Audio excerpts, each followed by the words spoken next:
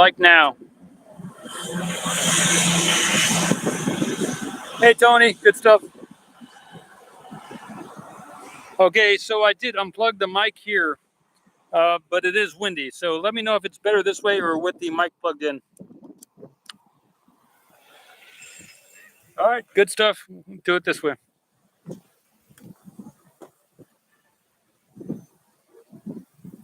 Hey, Leanne.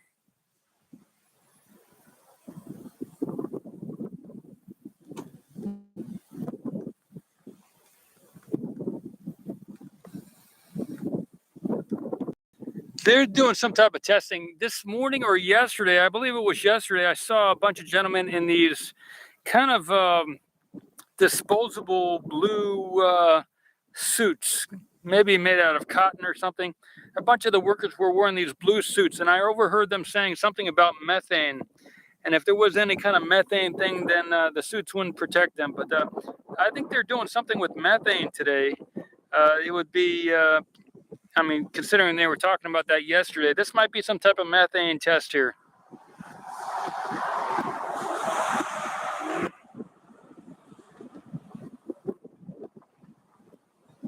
So we're seeing the two different tank farms. We're seeing the orbital tank farm and the suborbital tank farms, both doing some type of venting. And I would assume if this is related to what they were preparing for yesterday, this would be some type of methane-related event here.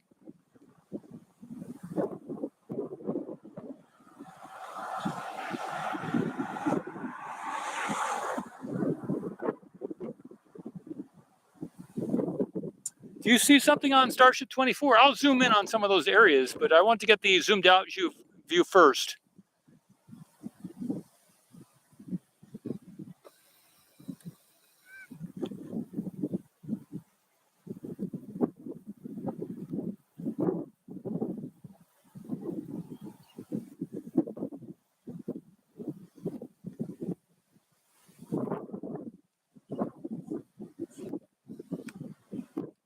Spending some time in town today. It felt like a good day to be in town this morning, so I didn't stop by the site this afternoon or either this morning.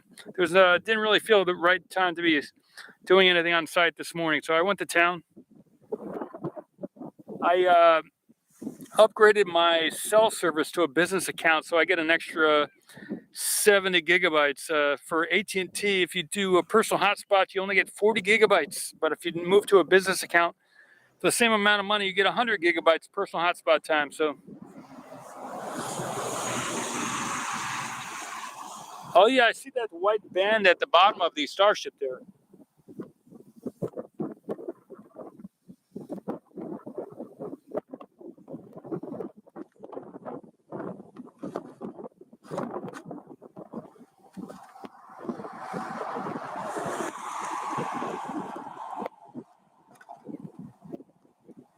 That's the best I can do on the focus. I'll zoom out. So that might be a methane-related event there.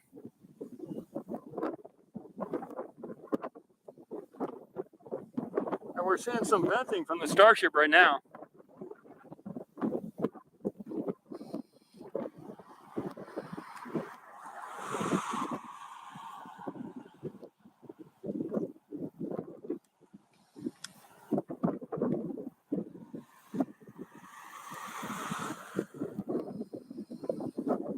Get the zoomed out shot. We're seeing a lot of venting over there at the tower as well.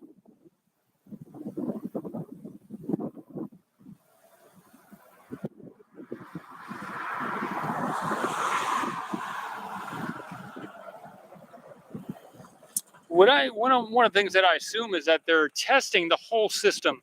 Not only are they testing the Starship, but they're simultaneously testing those systems that'll be used on the tower at the same time. So it's all kind of simultaneous testing of the everything together, as if it were all together on the orbital launch platform with the booster underneath and the Starship above. So they got the booster over there, 7 on the orbital launch platform, and my assumption is they're testing the whole Starship booster combo right now. It's just not stacked on each other.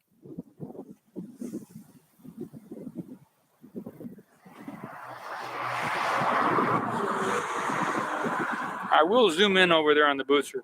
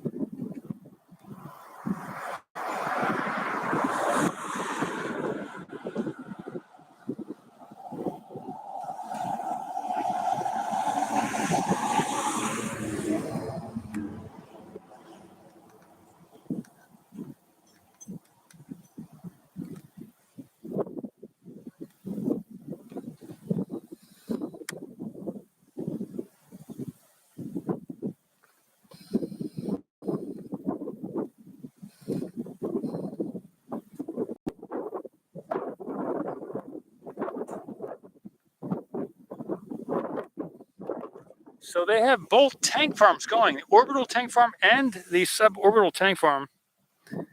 Pretty awesome.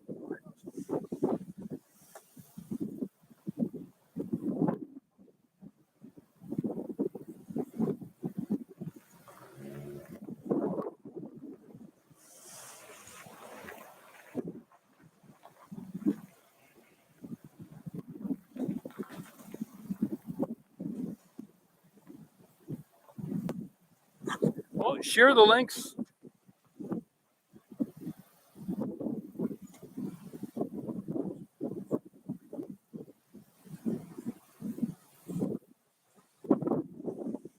That there in the chat is a link to the live stream. Share it around, let people know we are live, looking at the testing of the Starship booster.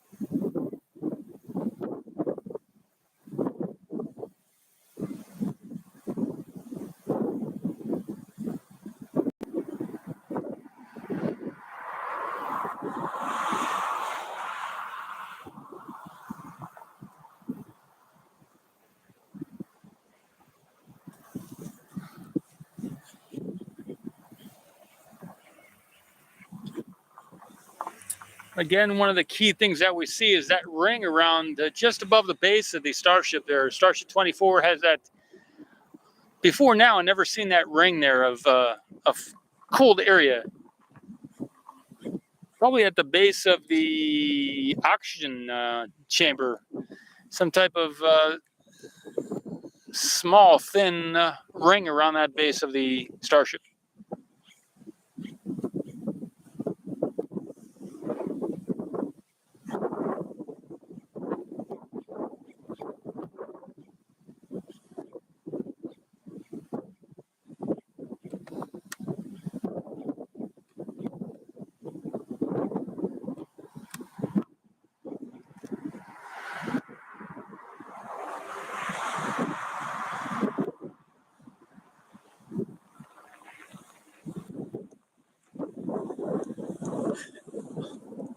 Hey, Tony, thanks for the heads up about activity here on site.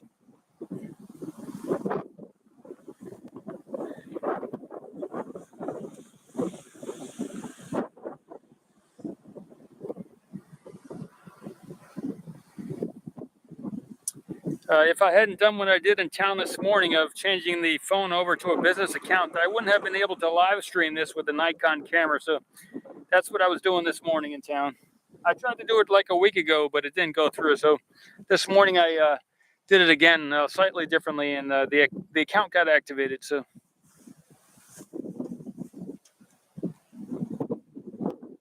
yeah, they're testing both the booster and the Starship. Yep. Da Vinci.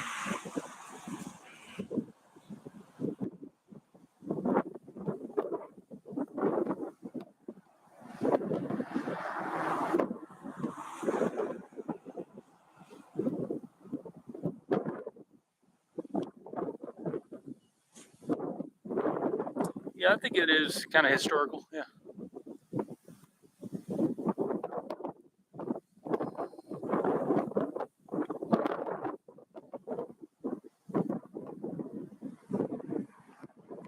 There's little grass here in the front. I could get some of these strands out of here.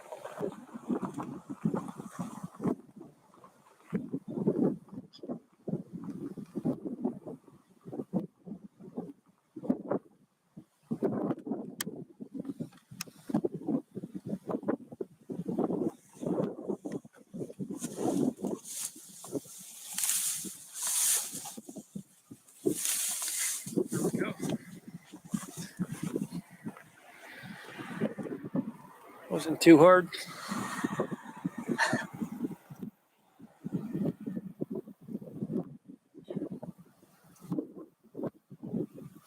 It's now 4:58 Central Time, PM. 4:58 PM in the afternoon.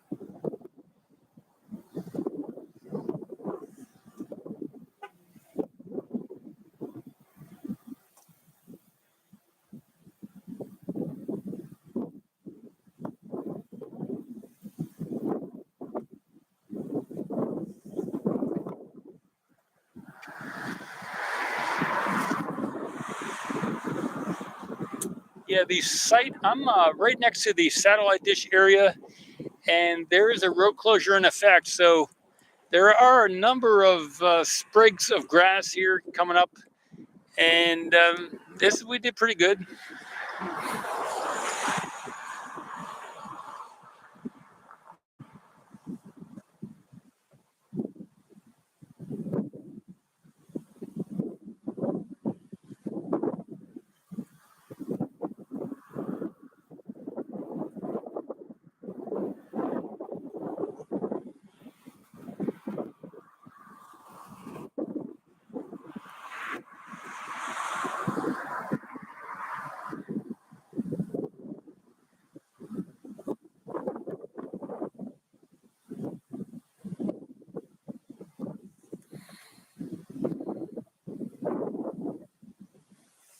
There's a lot of venting from by the tower right now.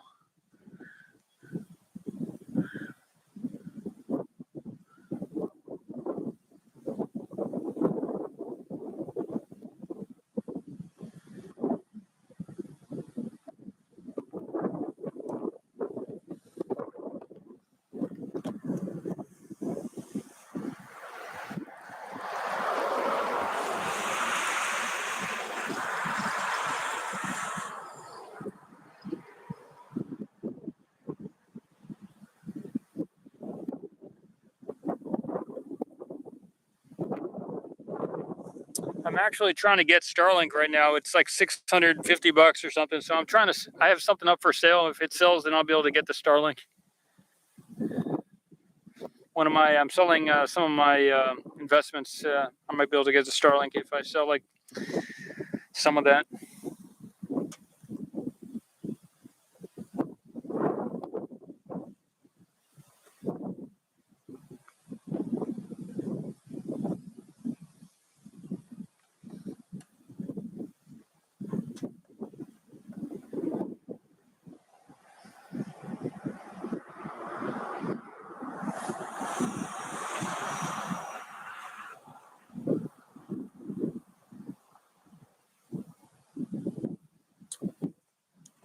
Yeah, Barry, simultaneous, that's right. Yep.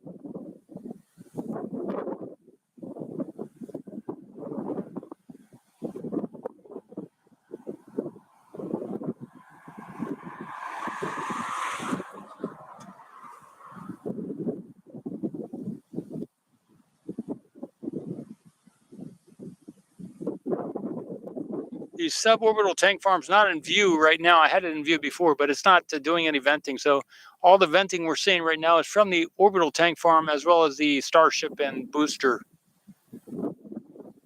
tower area.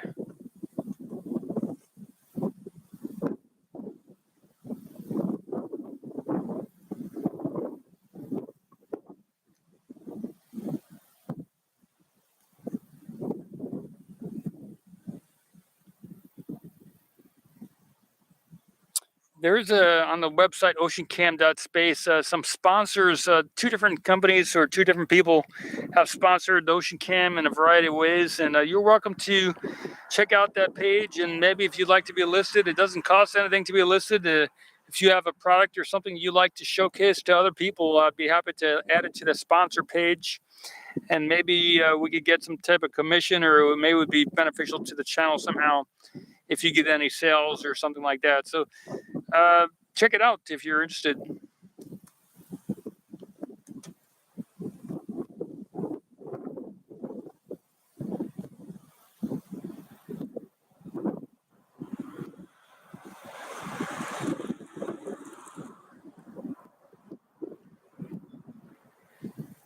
I'll zoom out a little bit. Get the shot here.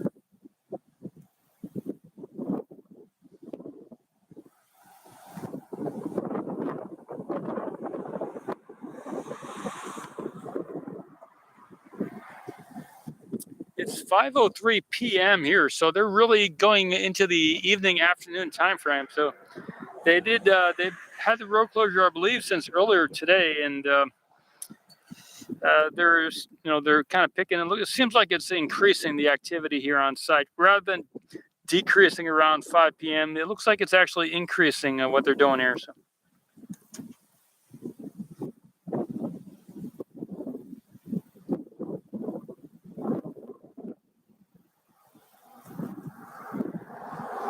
Yeah, I didn't mention it is a Monday, August 8th, 2022. My name is Paul Mamakos with Ocean Camera Space Corp.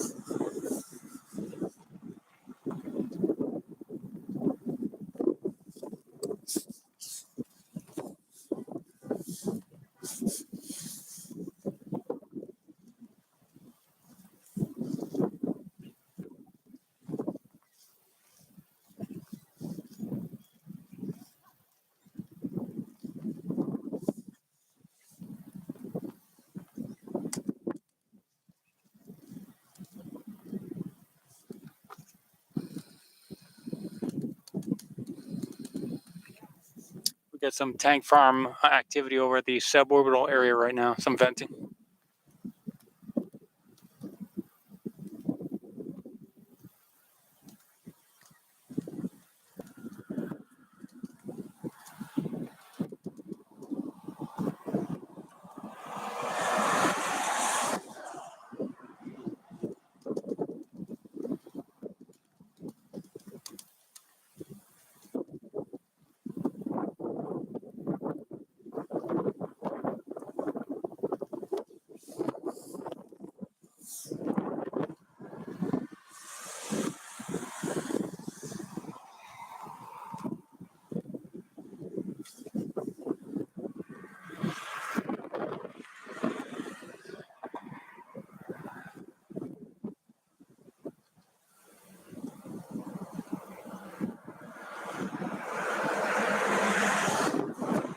Are the chopsticks moving up? Let me get that shot. Sorry about that.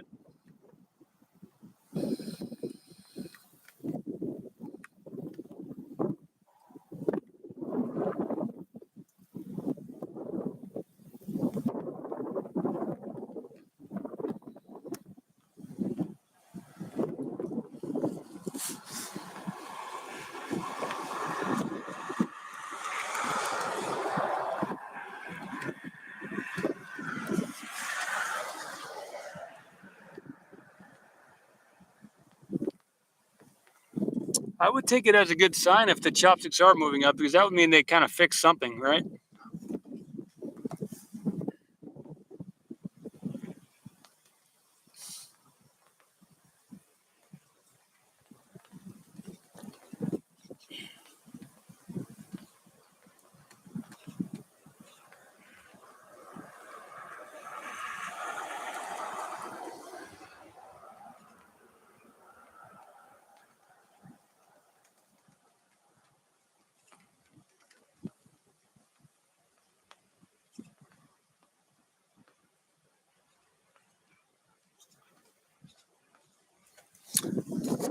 I don't expect this right now, but imagine like a double static fire of the booster and Starship simultaneously.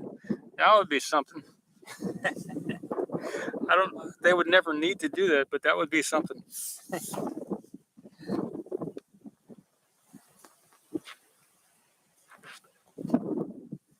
I got an umbrella here, so sorry it's coming into the view here. I apologize.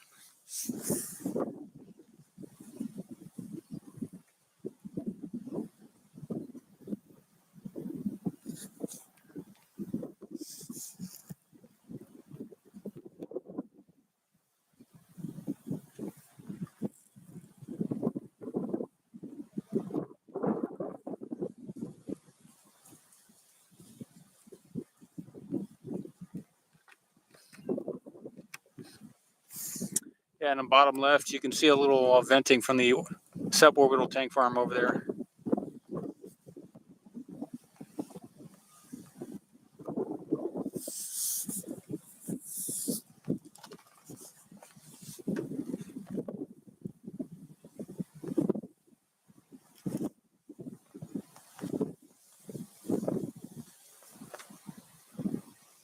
So the wind from the east at 12 miles an hour. So normally it's from the east southeast. So yeah, the wind's a little bit softer. I mean, it's not as forceful. It's not as windy right now as normal. 19 kilometers. Temperatures 85 degrees Fahrenheit, 29 degrees Celsius. So I'm not sure if it rained out here in Boca Chica, but let me know if you saw any rain. It looks pretty dry out here right now, though.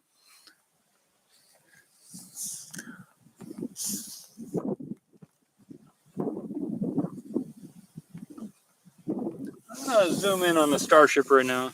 Looks a little bit interesting.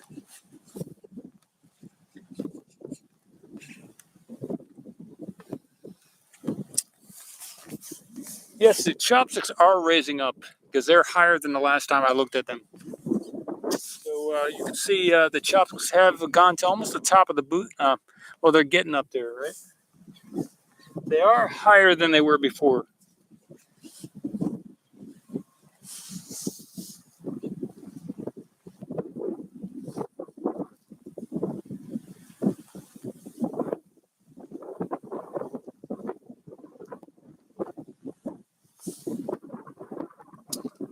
Okay, Tony says there was rain this morning in Boca Chica. Thanks. Good stuff.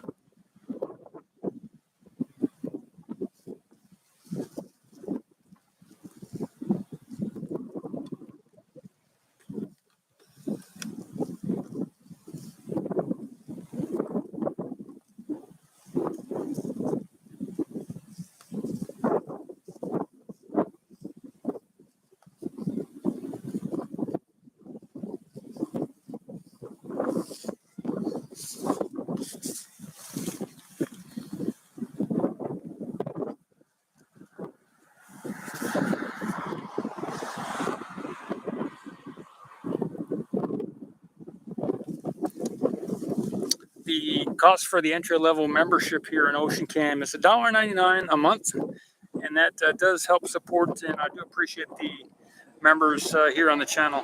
Good stuff.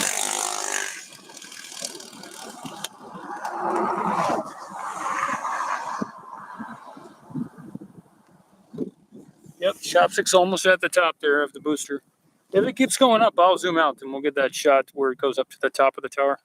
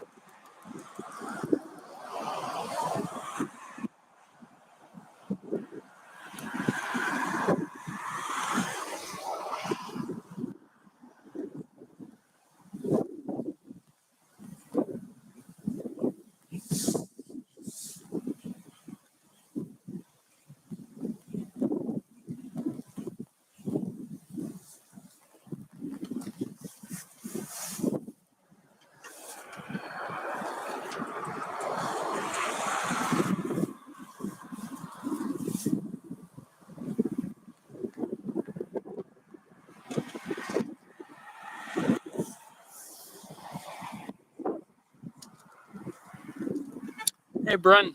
Nice to see you here.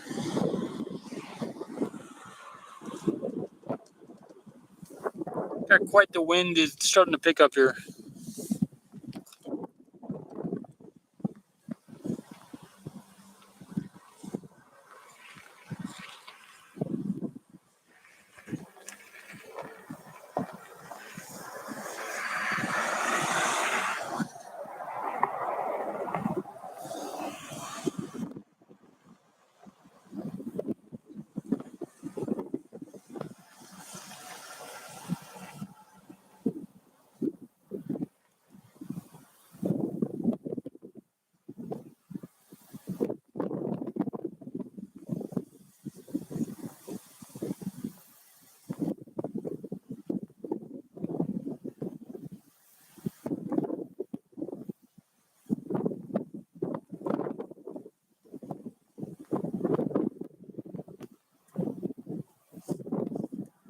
Yep, turning out good, Tony.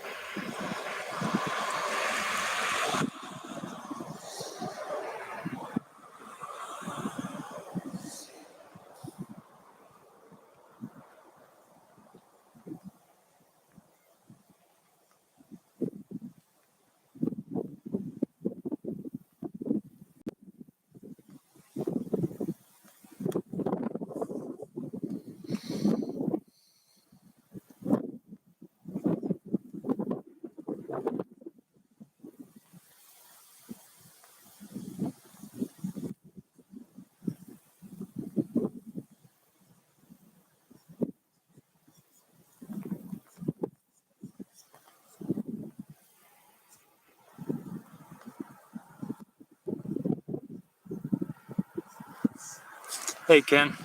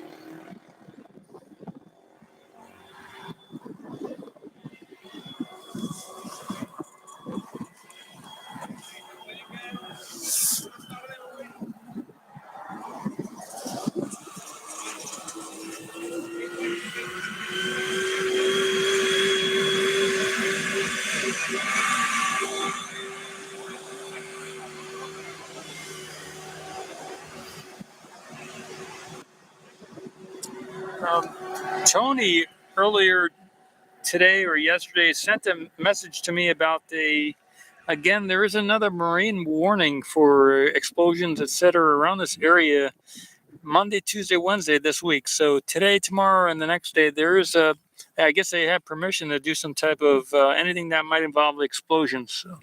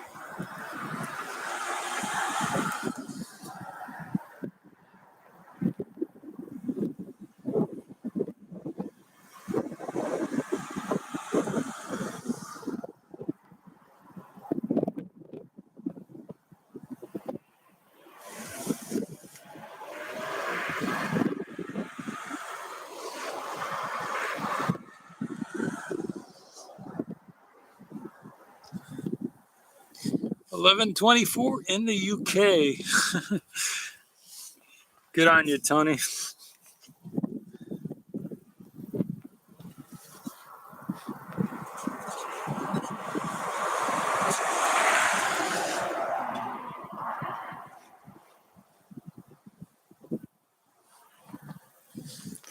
Hey, Wild Atlantic Man.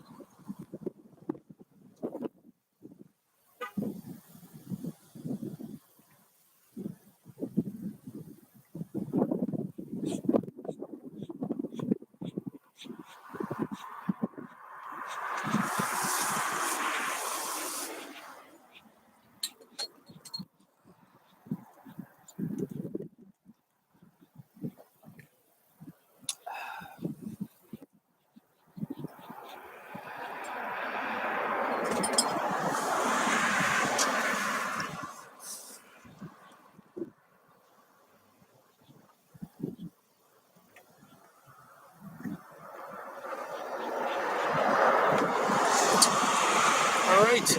Paul Shield says the ship spin prime is done, but the booster one is coming up. Well, if that's true, then this is the one where it exploded the last time. So that's good. So they finished it on the Starship. Good news. Thanks, Paul.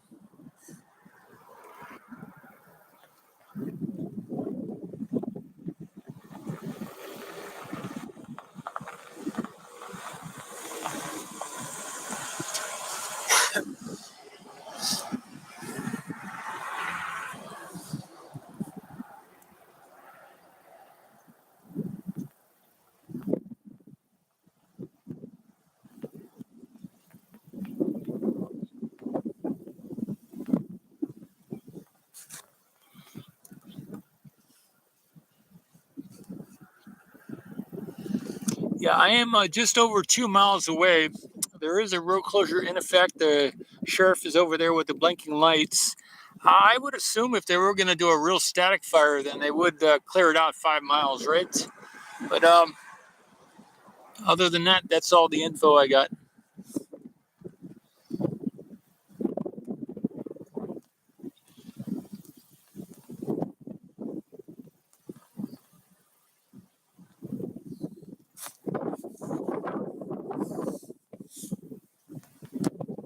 The time now is 5:30 p.m. August 8, 2022.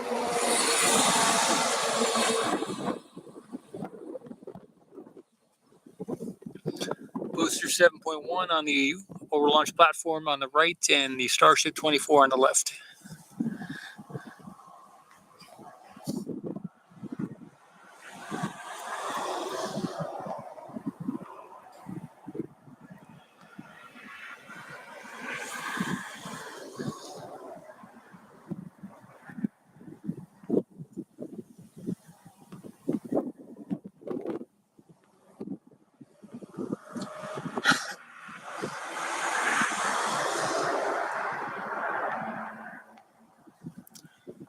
Paul says they may do as many tests on the Starship as they do engines. How many engines do they have in the Starship right now? Is it like 6 vacuum Raptors and 3 normal? So would it be 9 Raptors on the Starship right now?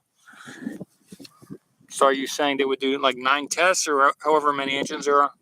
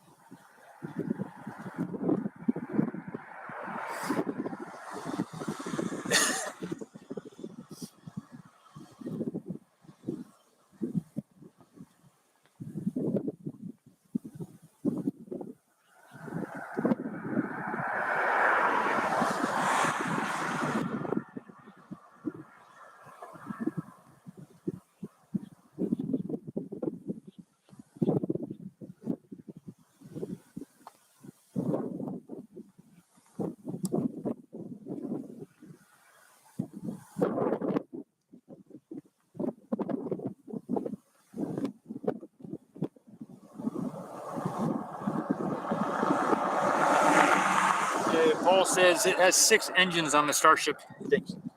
Hey, Sofa Gang, funny, good stuff. 8:31 Tuesday morning.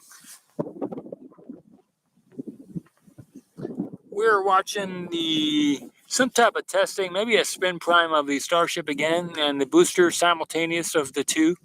The boosters on the overlaunch platform, and we got the Starship there, of course. So they're doing testing on both the overlaunch and the suborbital launch using those 2 different tank farms.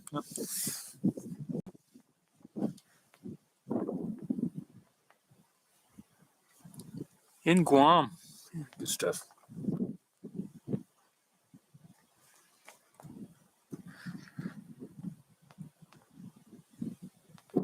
Yeah, they could also extend the road closure past the 10 p.m. time frame. It's currently 5:33 here, so it's another 4.5 hours of this road closure unless they finish early.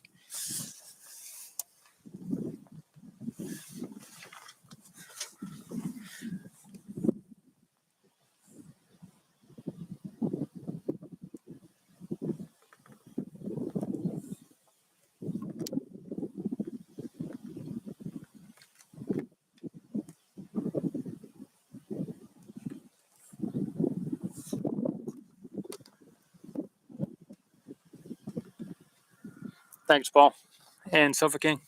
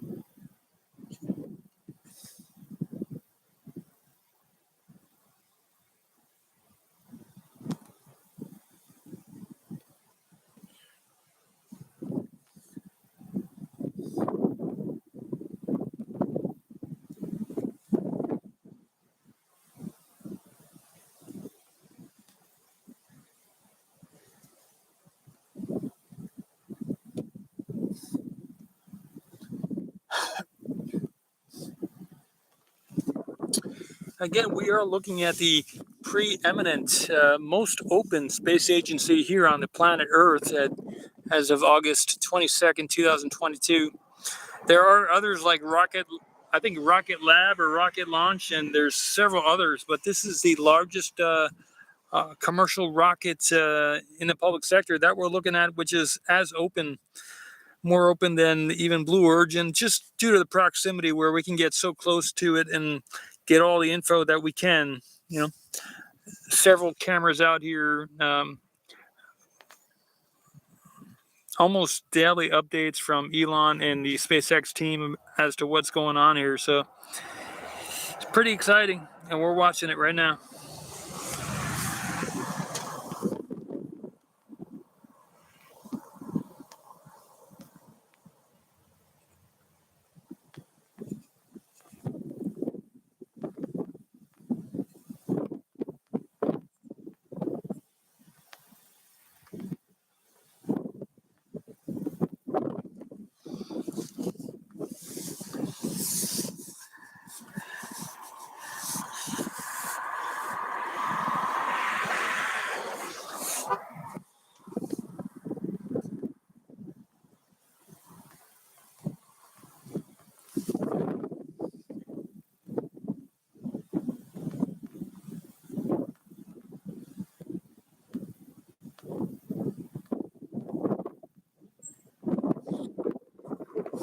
I remember back in the early 2000s when they were doing that space. They were doing the X Prize, and which commercial company was going to be the first to win that? I think first time to orbit was the test. Which company was going to make it? And that was I was following that. You may have been looking at it as well. But so we're looking almost 20 years later at the X Prize. One of the companies from the X Prize here, SpaceX, and where they are now, getting ready to do their first suborbital orbital speed launch to whenever they do that launch to Hawaii.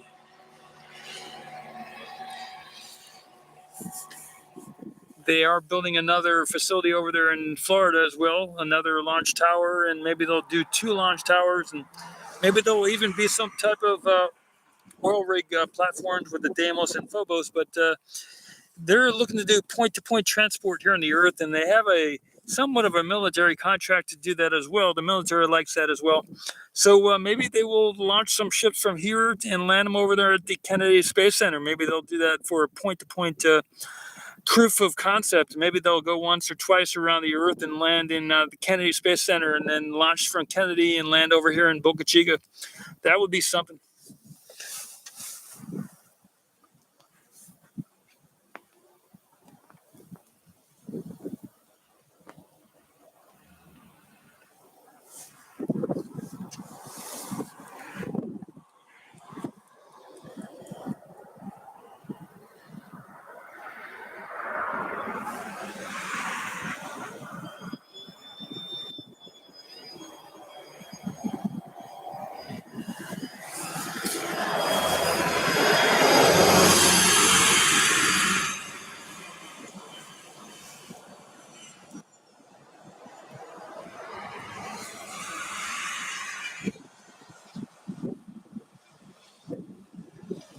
Paul, thanks for the donation. Thanks for supporting the show here, Paul. Good stuff.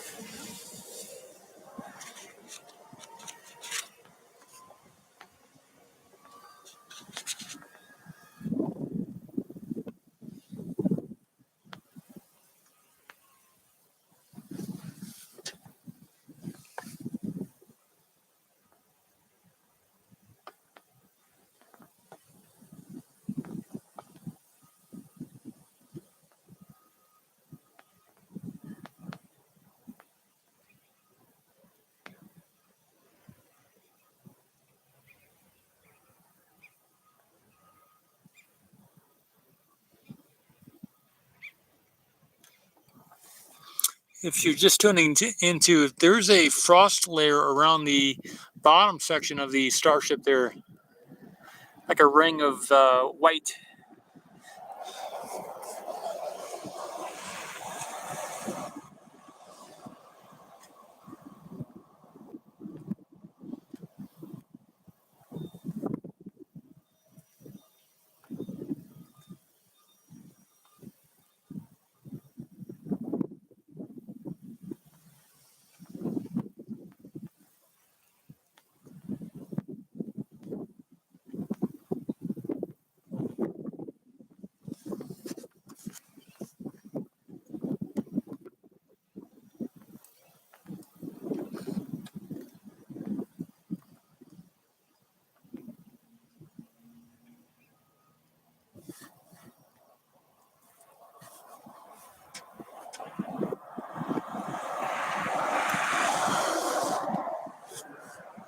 Hey, Tom Deck.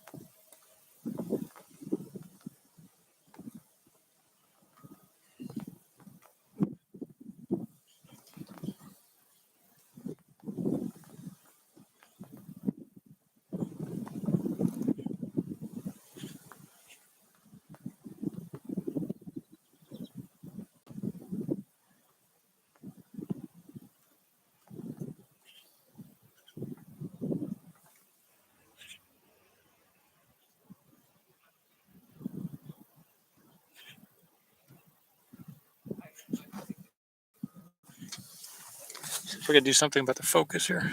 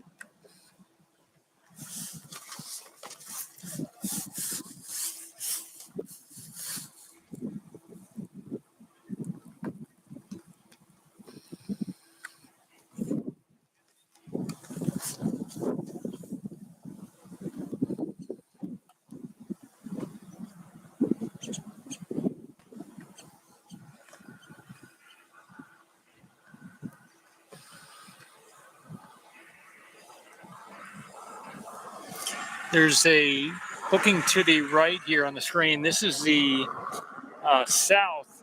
To the right is south, and that is in that direction, not this body of water. There's another body of water beyond the land all the way to the right. And that will be the Rio Grande. What we're looking at here is not the Rio Grande, it's just a body of water. But south of here, about 2 miles, is the Rio Grande, or the southern border of U.S. and Mexico. But this is a nice area. As they close the Boca Chica beach for these events that we're watching here, it's conceivable that they could decide to open up the water here to the right, and maybe while they got these road closures going on here, maybe they could open up a section of the beach further back to the right here and allow people to go into the ocean over here. I don't think this is ocean, but into this body of water over here to the right would be a good backup replacement for the Boca Chica beach, which is currently under closed due to the testing here. But back 2 to 5 miles, 4 miles, there's still this ocean, or this body of water that we're seeing here on the right, and this could be a good trade-off for when there's no open access to the Boca Chica beach here. Maybe they could temporarily make this a swimming area to the right.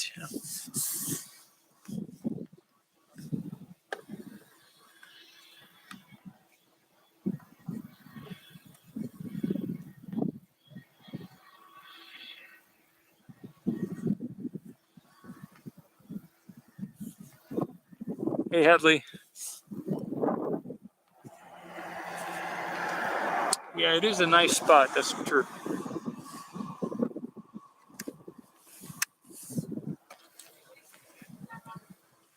I think it would just be talking to the appropriate people, and everybody getting their word in there, the different stakeholders involved, the state or federal parkland owners, and saying, hey, can we do this? I think it would be a win-win for the community, as well as good PR for everybody else.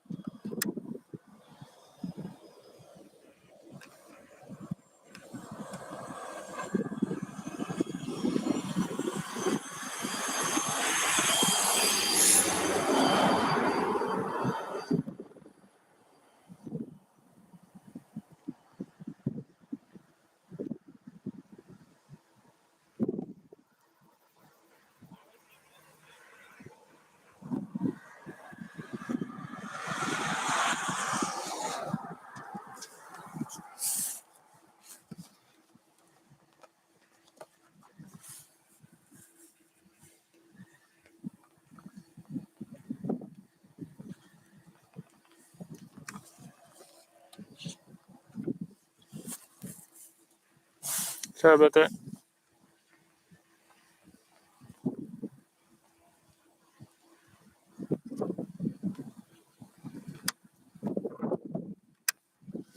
I'm holding an umbrella while I do all these, so it's kind of one-handed with the camera here.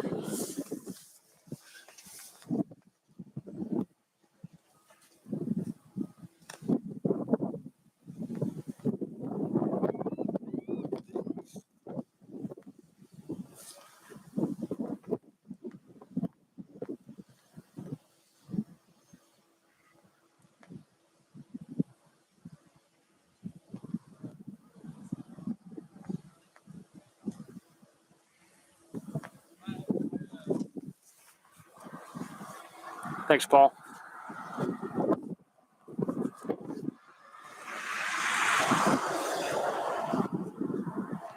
Yeah, Hadley, I could use a canopy. I've been thinking about that. What would be the best way to do it? But yeah, that's true.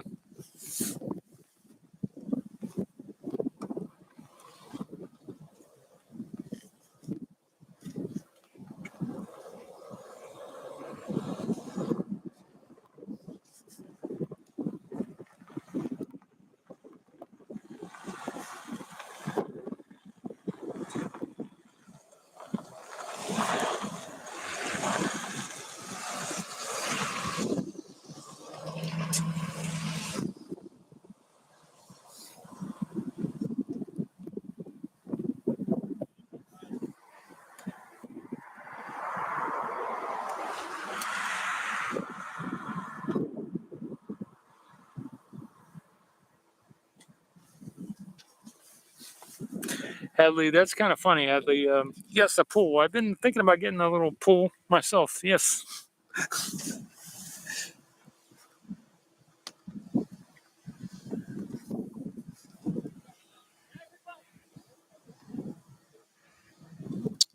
I went to Walmart a couple days ago looking at the pools over there, and they have the inflatable ones. So maybe I think it would have to be one of the metal ones, like a little bin or something, a metal bin pool kind of thing, rather than the actual pool. You know.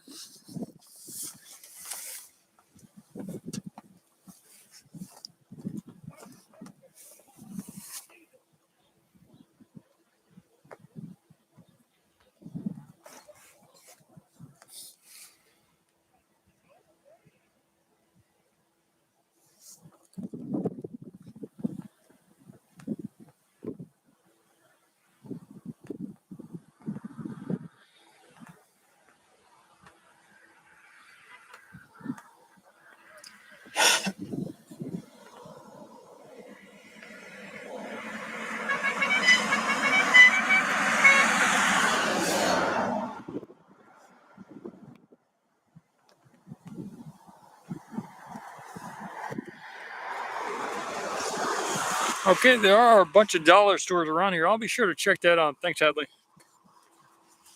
6 foot pool, good stuff.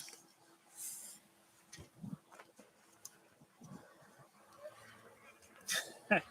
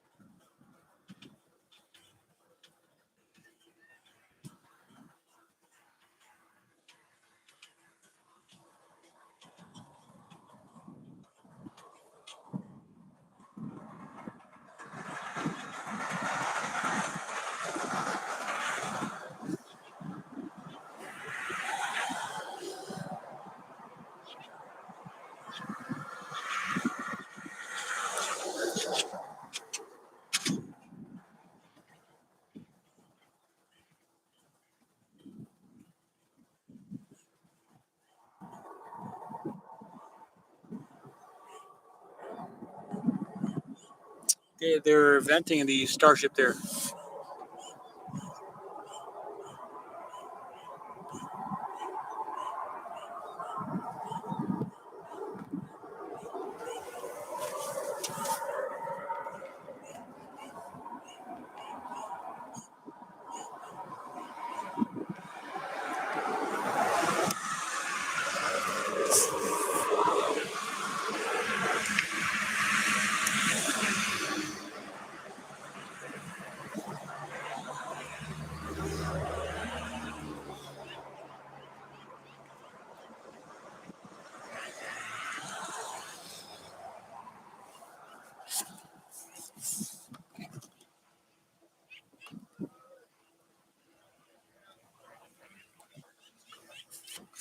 I'll go back to the tower if it looks interesting. They may vent again here with the Starship.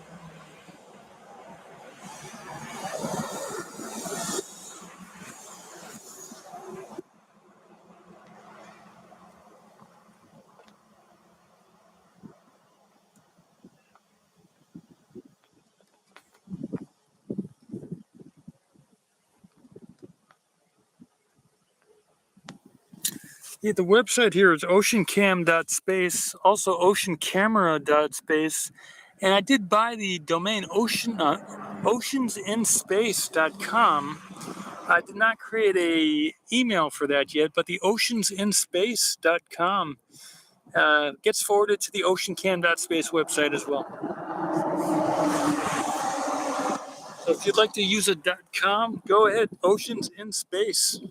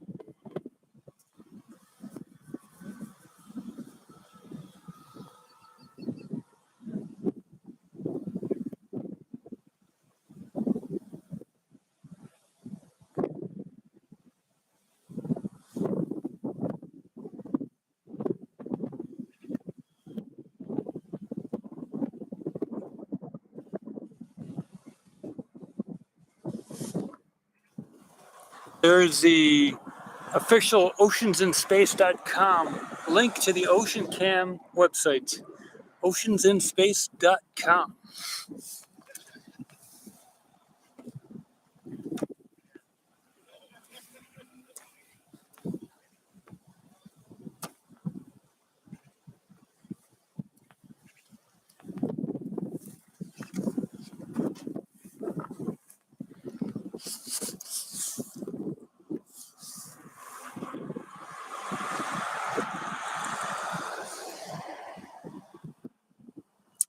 Yeah, I haven't heard anything whether Elon is here or not either.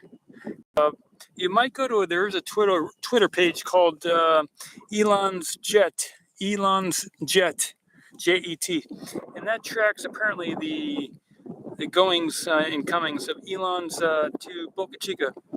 So you might see if he has recently landed in the Boca Chica Brownsville airport or not.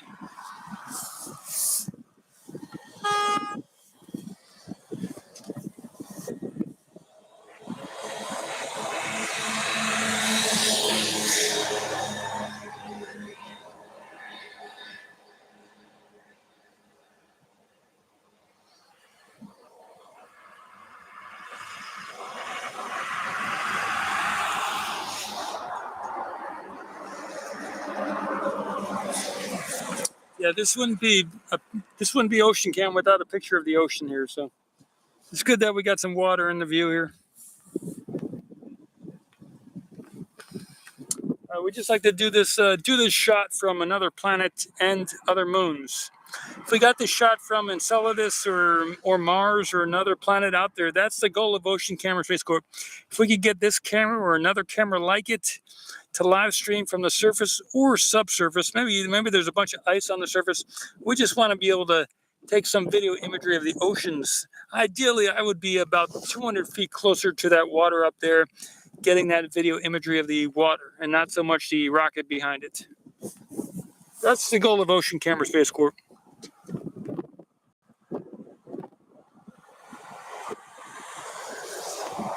Hey Garth, back at you. I appreciate you being here and saying hello. Good stuff.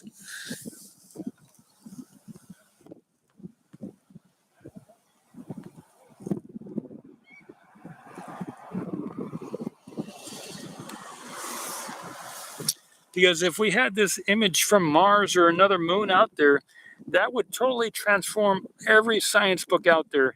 It wouldn't be, we've gotten tests from orbit, we've gotten data, we've gotten spectrophotometry from orbit confirming to 98 or 95% that there is liquid oceans or permafrost. It would be like, nah, we don't need the data. We got the video. What do we need all that spectrophotometry for? We're right there on the surface. We got the video imagery. We can see the sloshing and maybe we have something go in the water so we can confirm it's water or something like that. But enough of the from orbit imagery that cost millions and billions of dollars and still not get any confirmed. You can't do anything with evidence. We need the actual. We need to see what is actually there.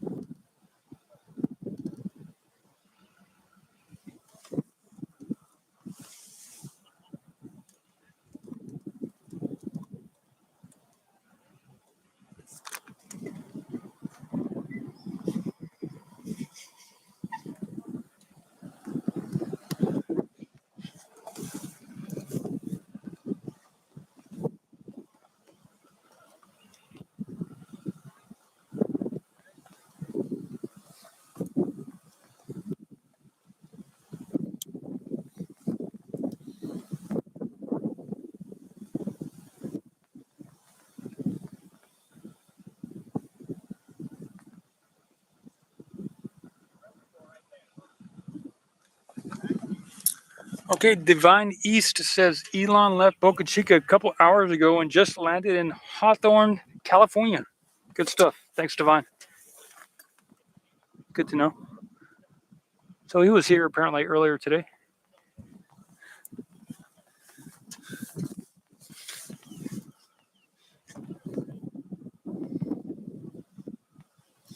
If he was here earlier today, I would assume he was making sure all the preparations had been made according to his liking before the tests had started. Because, once the tests have started, then they can't change anything. But definitely preparation before doing the test. I'm sure if he was here, then he was making sure he was happy with all the setup and the preparation for before the test went forward.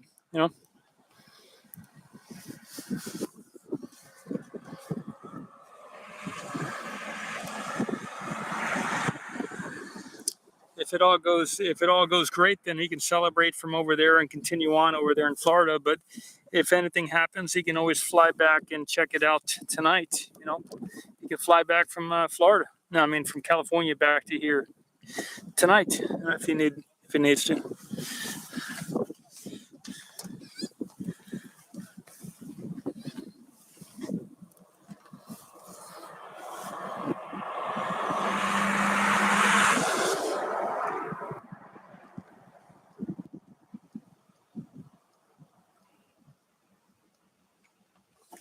Some grass on the ground here.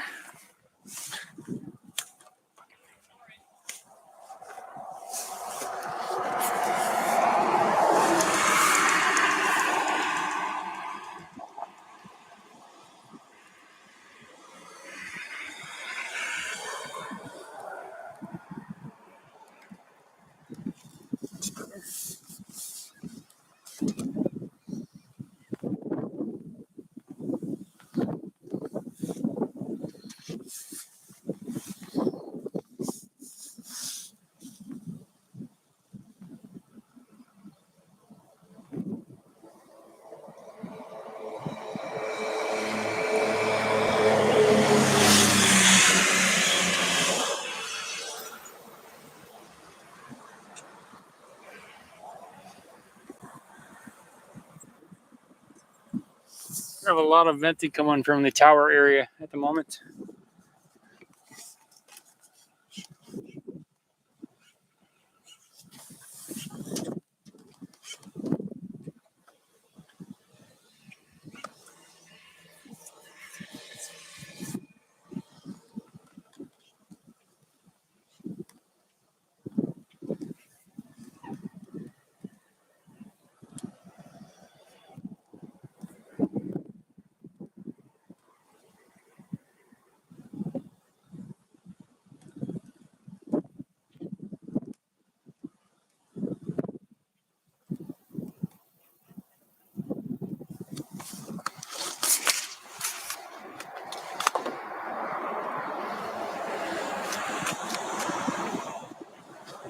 I'm going to move the camera a little bit. We're going to take a look at the tower.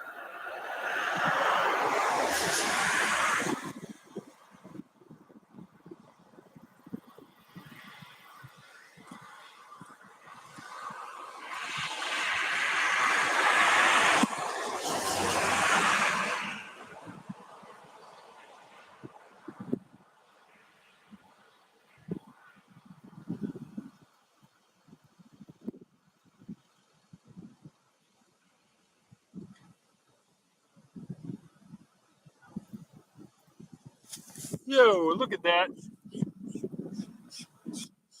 We got some reddish area down there, guys.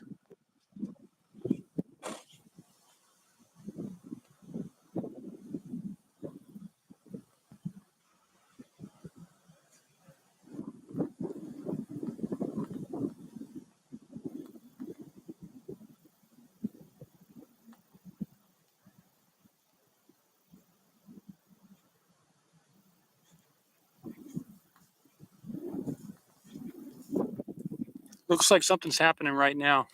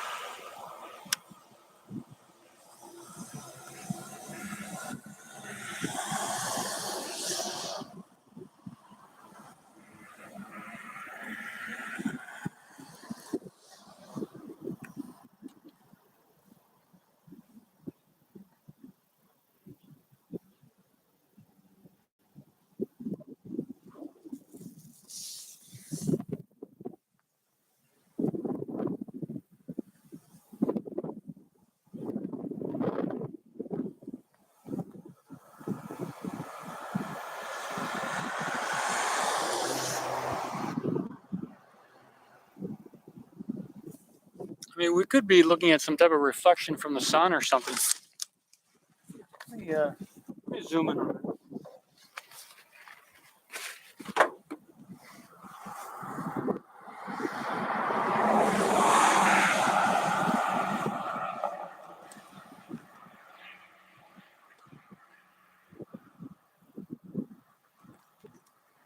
Unless that is just the winch. That could be that red winch over there.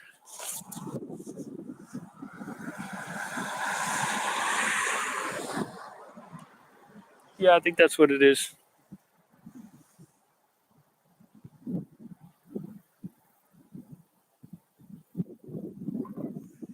Oh well. My bad.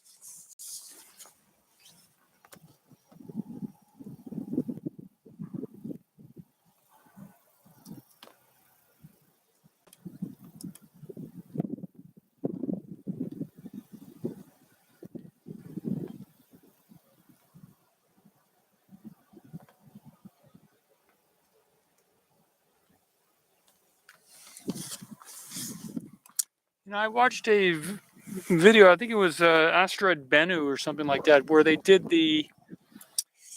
it's kind of a Rex something Rex mission where they did the asteroid and they landed on it and they collected some samples from it over a course of like 6 seconds. And the asteroid itself was just like a pile of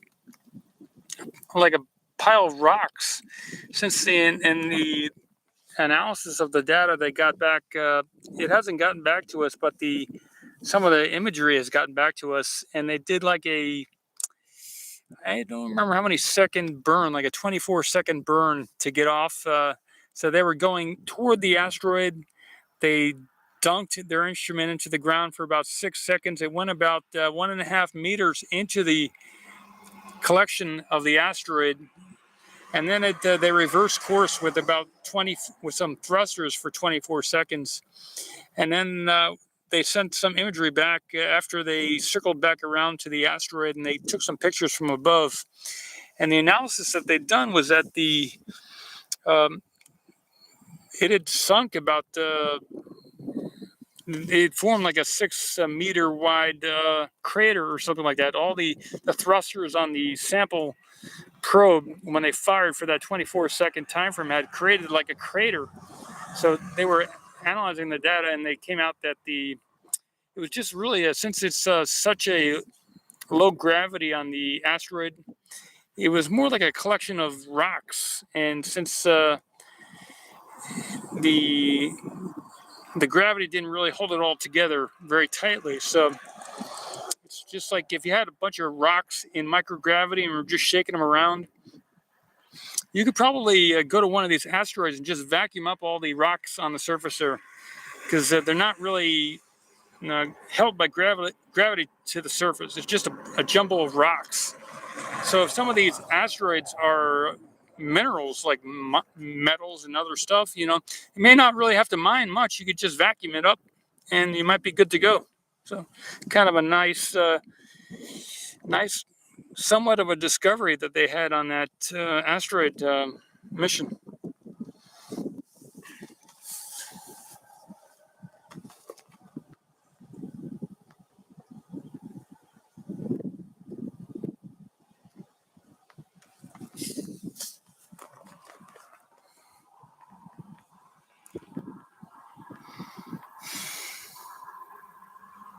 It made me more enthusiastic about when I do get out there with whatever ships I have, being able to scavenge around and gather up metals and resources from different asteroids. And I mean, it may be a lot easier than we make it out to be. The whole mining of asteroids. You might just need a vacuum or maybe a shovel or a bag, and you could maybe go down in your spacesuit, and you can just move your arm and push the metal globules into a net or maybe a basket or something like that. You might not have to blow up the surface there to extract the minerals as we do here on the Earth, because the gravity is so tough here on the Earth. But the Oort cloud is full of that cloud of material between the Mars and Jupiter, maybe from a blown up planet or something like that. There is a large asteroid belt out there here in our solar system, and it's between, I believe it's between Mars and Jupiter. And there is other stuff beyond all the planets as well. But correct me if I'm wrong. I believe there is a asteroid belt out there between Mars and Jupiter, and a lot of. I'm going to look at the chat here to make sure I'm not messing up somewhere.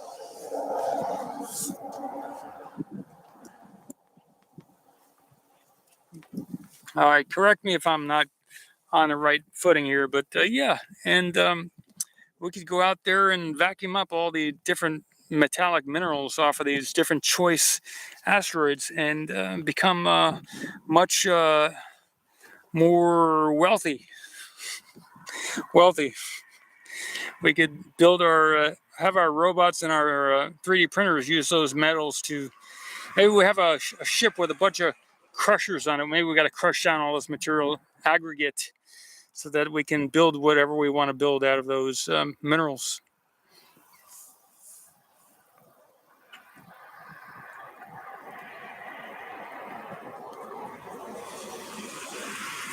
I remember back in the 80s when I was going to school, the late 80s, I was paging through some of the early 90s. I was paging through some of the NASA.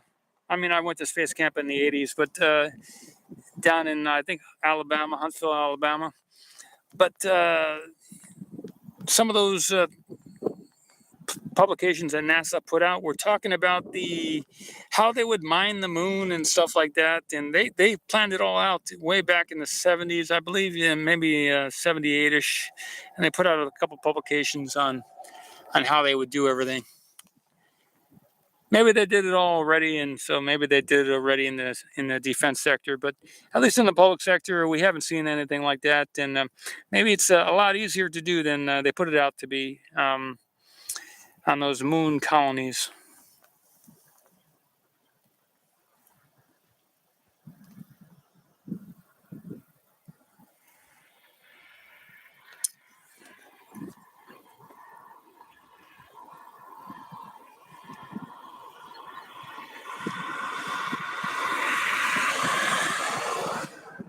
I think recently some of the people in our government passed a bill that it's going to cost like $300-400 billion to combat inflation. So they passed some type of here in the United States of America. They passed some type of, I don't know if it's been passed by the Senate, but at least I believe in the House. At least I kind of off the side, I heard something about some type of bill to combat inflation, and it's going to cost about $300-400 billion to proceed with this bill to combat inflation.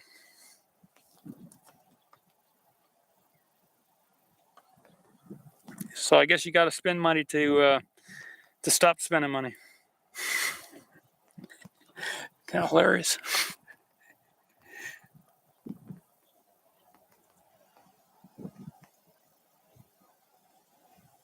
I think Gregory Mannarino was saying the idea behind that is that the government apparently knows how to spend money better than the public knows how to spend money. So if the government directly spends the money, if they make the money, if they create the fiat, and then they spend the money, the $300 billion, it'll be more wisely spent than if the public just spends the money and no additional money is created. So it doesn't, as far as the government is concerned, it doesn't really add up that if they create more fiat, that will cause inflation. So it's only, apparently it's only thought that when the fiat makes it into the public hands is when the inflation happens. So they are allowed to, and maybe they believe they can create as much fiat, as much debt, as many bonds as they like, and as long as it doesn't touch your or my hands, then there's no inflation.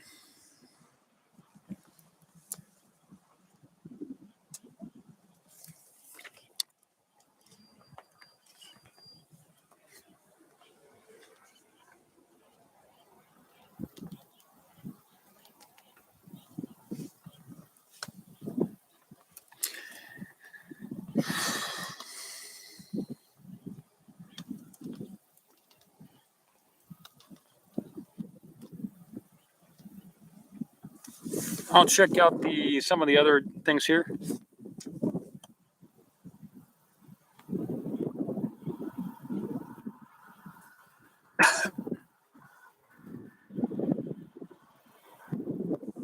I'll do a short market update here.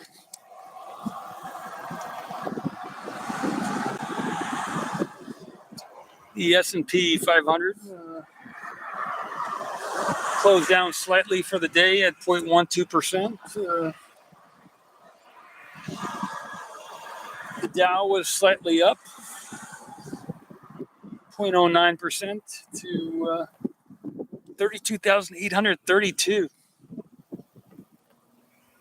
The NASDAQ was slightly down, 0.1% at 12,644. The Russell 2000 at 1,941. Closed up 1.01%. Crude oil was down to 90.45. Gas is getting cheaper. So it's down 0.34%. Gold is up a little bit, $1,805.30. Up 0.01%. So $1,805. Silver is up to $20.70. Up 0.44% for the day. Again, silver has been manipulated by the banks, primarily JP Morgan. If we looked at the silver in relation to the Dow or in relation to gold, 1 to 50 or 1 to 12 ratio, then silver should be up over $1,000 right now. So silver has been primarily, I think JP Morgan has been fined by the SEC and some other people for suppressing the price of silver,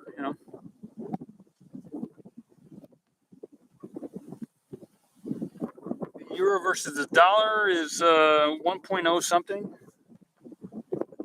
1.0198.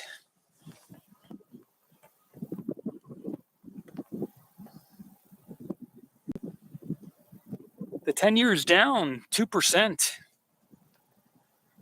2.64%. So that is the major driver of all these changes that we're seeing today.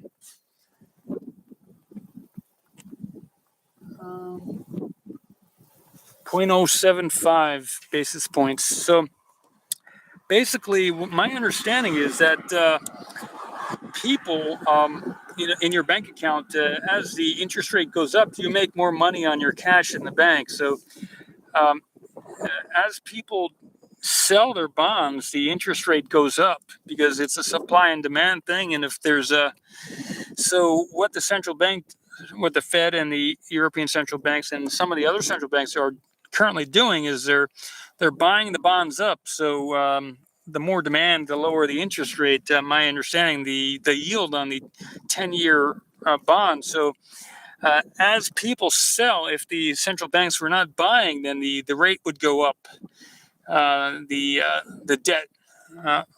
So as people sell bonds, the 10-year bond, and then it goes up. But when the central banks step in and they buy up all that debt, and then there's a buyer. So the rate goes down. So we're seeing the 10-year yield going down. The interest rate is going down on that debt. So on the bonds.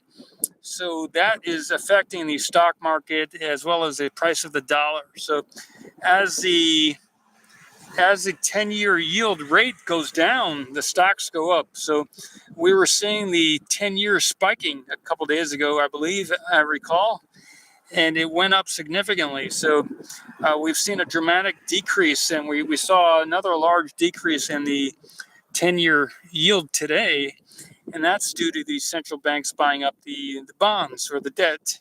So the Treasury and the central banks are in cahoots. One is creating the fiat, and the other is buying it up, and they're swapping the bonds, etc. So it's kind of an infinity. They've committed to unlimited buying of the bonds over there in Europe at the European central banks, and the Fed is following up here in the United States. Our central bank, the Fed, which is neither federal nor reserve, but they are buying it up. And we're seeing a stabilization of the bonds, and the stock market is going back up again. So pretty interesting. So that is kind of the driver of all the economic activity we're seeing here as far as the stocks, and even crypto is up today quite a bit. And when the stock market gets spooked, when that bond rate starts going up, the stocks they dive. And crypto has been following the stock market. So it's really the central banks which are controlling the bonds, the rate of the 10-year yield, and the others. And they are propping up the whole market. So.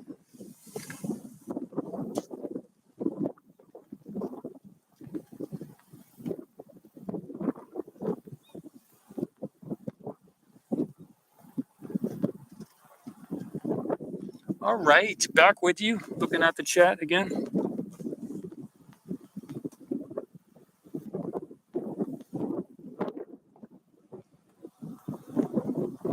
So we we've seen and we're looking at the booster here. Don't see any venting over there by the booster, and the Starship, it's got a little venting over there too. Looks like the booster is mostly done, at least at the moment, for venting.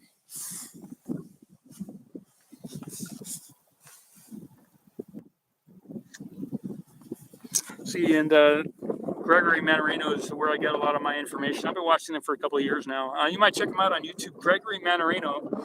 And he was saying that if you were doing a deal with, say you were the middleman on a deal, right?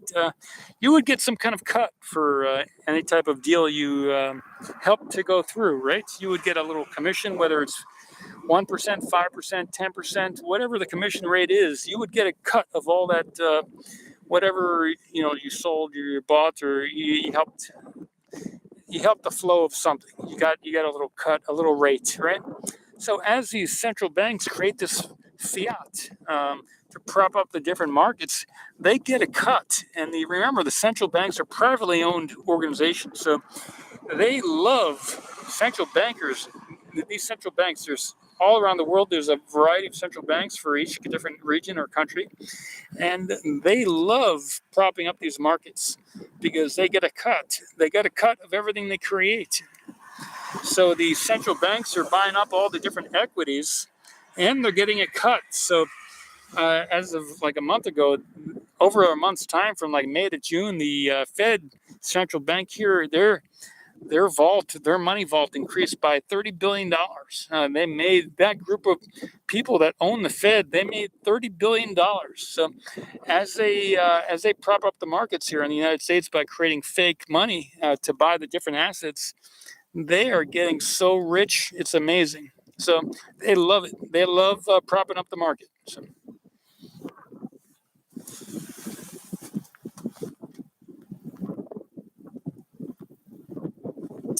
Yeah, the great thing about being in the position that the Fed is in is that you don't even need any money to buy the assets. You just type zeros on a screen, and then you can loan yourself or whatever. You can just give yourself money, and they're not even having to work for the money. They just type a zero on the screen, and they got 10 times more of whatever they had originally. So.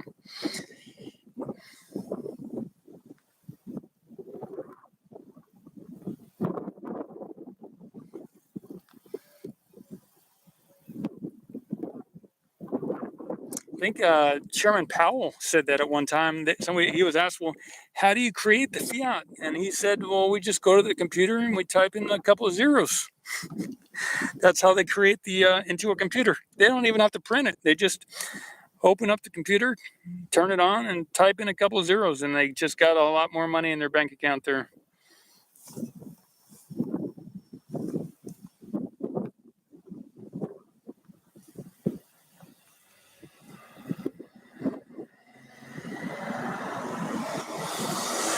The ramifications of that is when the velocity of money increases, as the money gets back out there into the economy, it's going to dilute all the other fiat out there. So your dollars will buy less assets.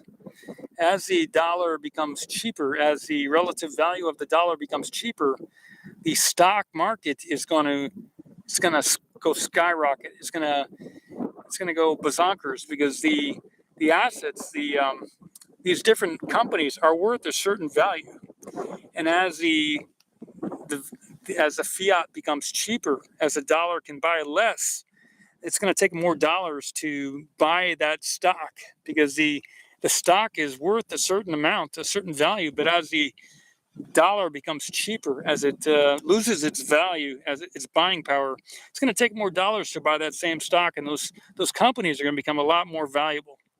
So in a book by Buckminster Fuller, he wrote a book called Grunch.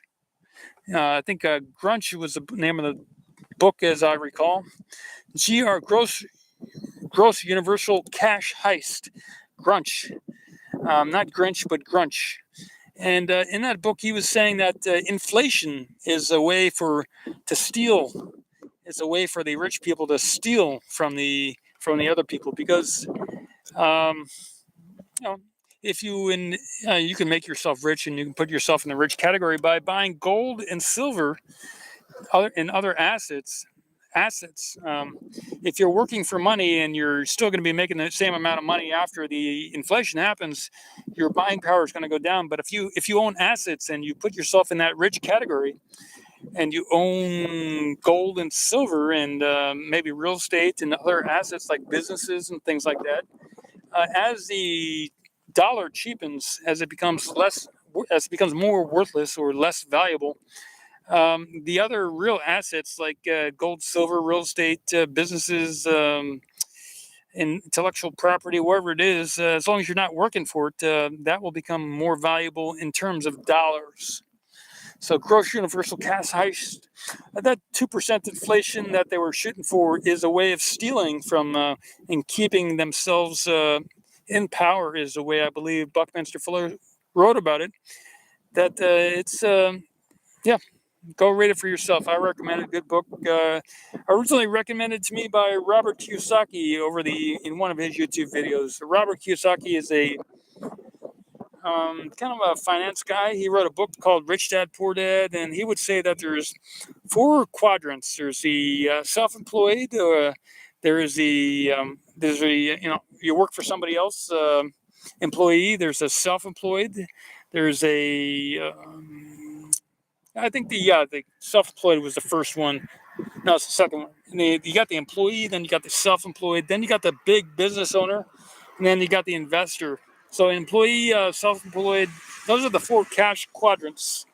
And he wrote a book called Cash Flow Quadrants. I think the 4 cash quadrants or something like that. And the idea behind it was that if you're an employee, you pay more taxes than if you would be if you were self-employed.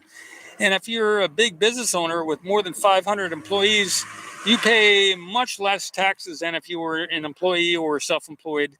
And so Kiyosaki was explaining the differences between the 4 quadrants, and the investor was the kind of the ideal situation where you got the big business owner and then you got the investor. And the idea is that as Robert Kiyosaki would explain, is an employee, the cash comes in and then it goes out, and they spend that money on expenses like maybe children or food or gas, or they spend all their money on expenses. So the employee is basically not buying any assets, but the self-employed person at least has a business, and they still might not buy any assets. So the self-employed person and the employee are both in the same kind of category where they don't really focus on assets so much, but they just spend their money on expenses. So the flow of money comes in from the income, and then it goes out through the expenses, and they're left maybe with nothing at the end of the month or whatever.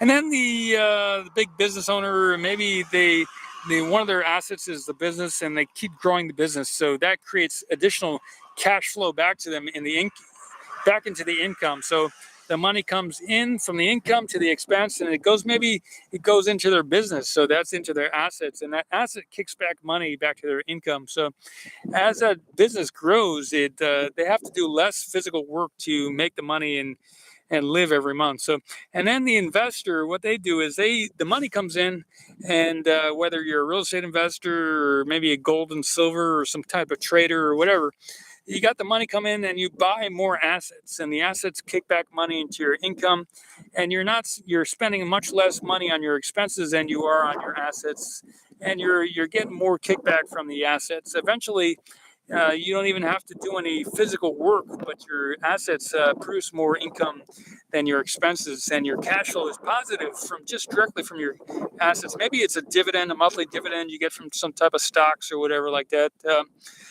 So the taxation is different when you're in the investor column and the big business owner versus if you're in the employee or in the self-employed. So if you're not familiar with that, you might want to check out some of the Robert Kiyosaki books. That is the Cash Flow Quadrant book that Robert wrote. I read that a number of years ago.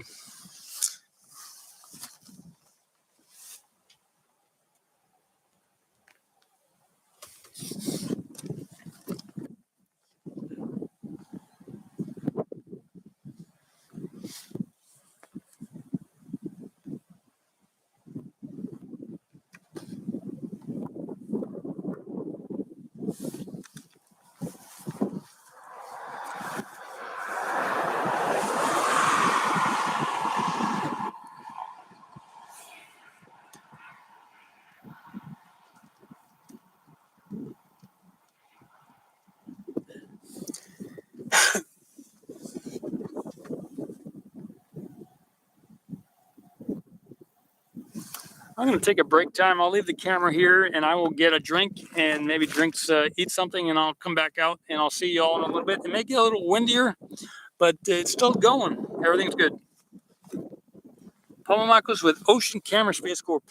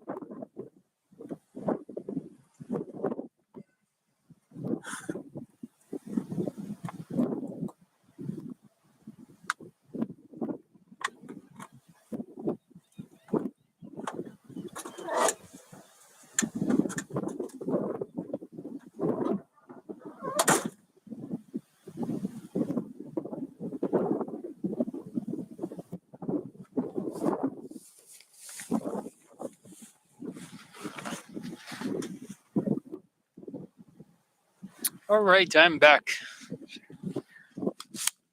Hey, Tony, was there any venting recently from the Starship? I see your message here that it's been depressed.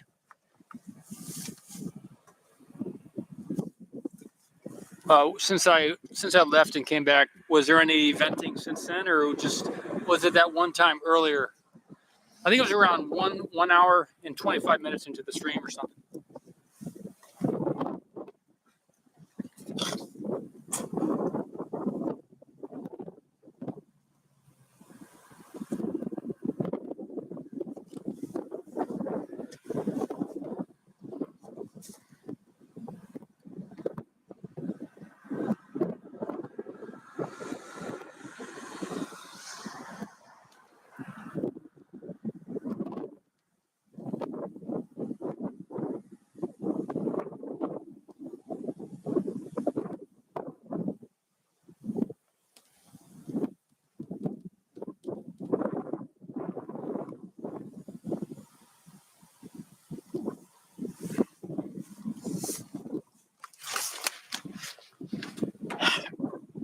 I'll get some more close-ups here.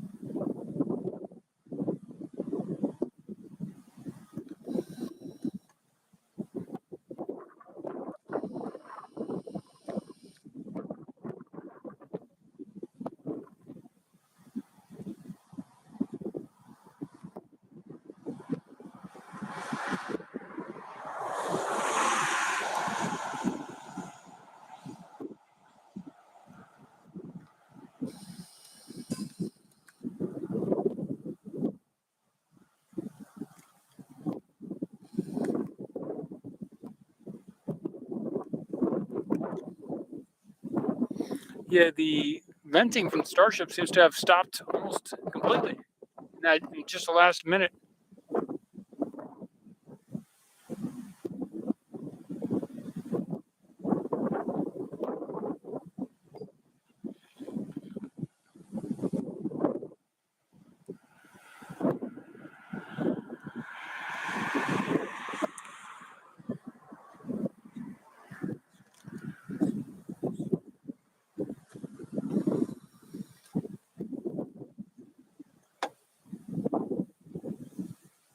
There it comes again.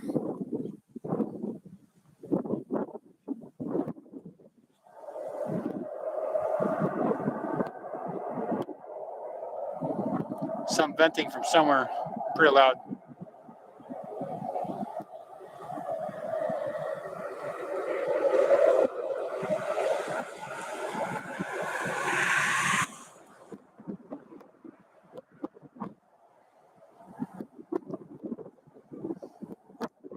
Maybe from the orbital tank farm on the far side of those white tanks. Could be from over there.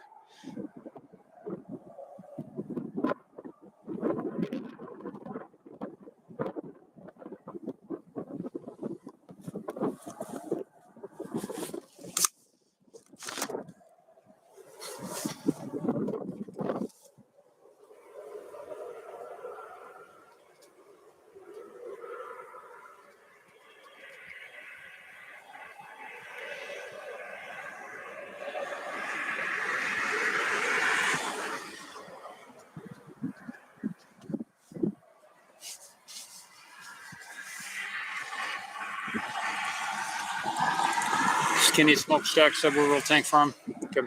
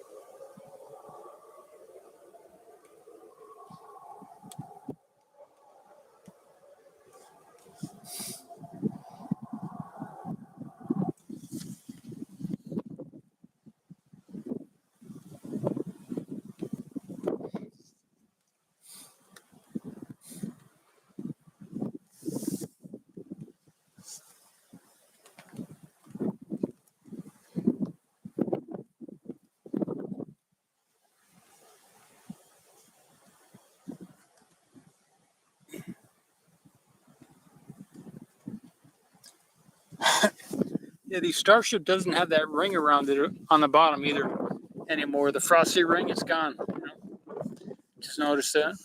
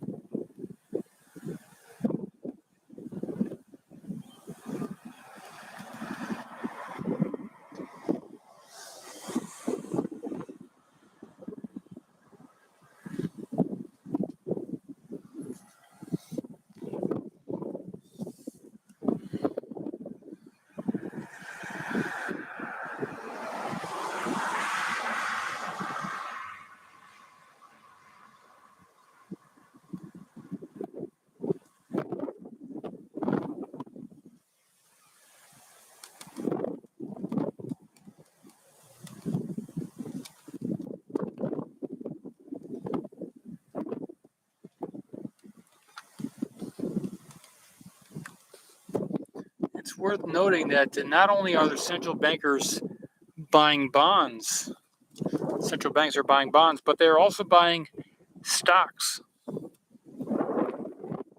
So if you're wondering where the strength in stocks is coming from, it's also being boosted directly by these central banks.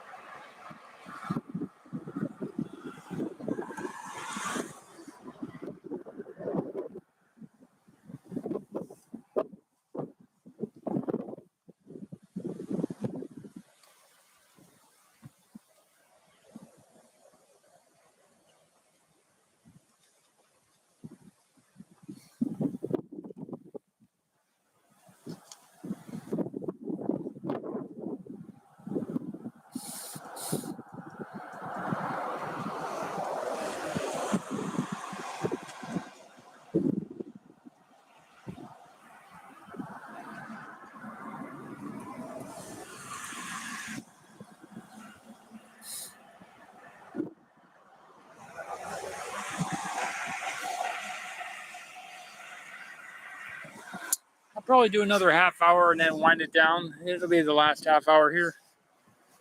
It is currently 7:08, so around 7:38-ish, I will finish this show here.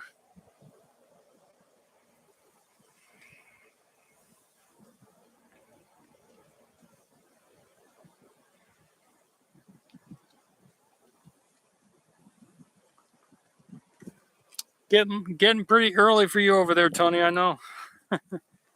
Getting early. As well as the other individual in Ireland, right?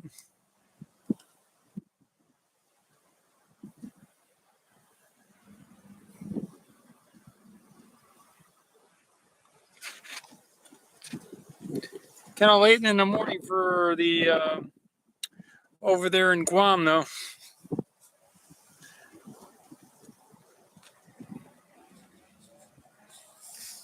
So I did plant one banana tree on the property.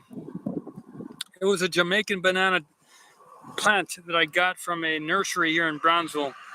So it should do well, but I've considered planting some other of the much larger banana trees, those ones that grow 50 feet or more into the air. There's some banana trees which are huge. And I've been debating whether it would be too big of a thing to plant in this area, but I might. The bananas on those tall banana trees are huge as well. So I did order some durian seeds from Sri Lanka. They haven't gotten to me yet, but I'm on the lookout for those. That's going to be a nice tree to grow as well. So maybe some coconuts too. I haven't ordered any coconuts, but I'm juggling the money here, and I will, when I have the opportunity, get those as well. So.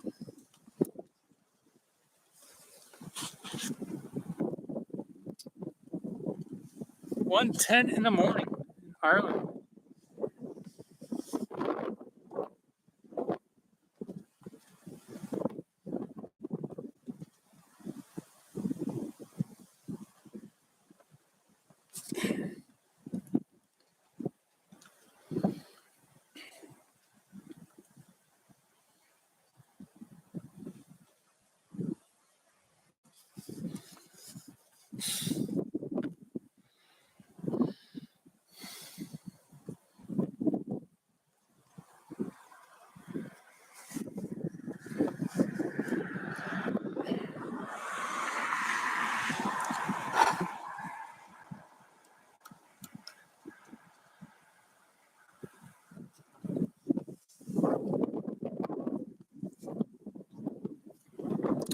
So once this live stream is over, I will be sitting here on the side of the road waiting for the road to open, and it may take another 2.5 hours after I end the stream that they open the road. But if anything happens between the time I end this stream and the time the road opens, I will take some video of it and I'll post it, or I will go live again.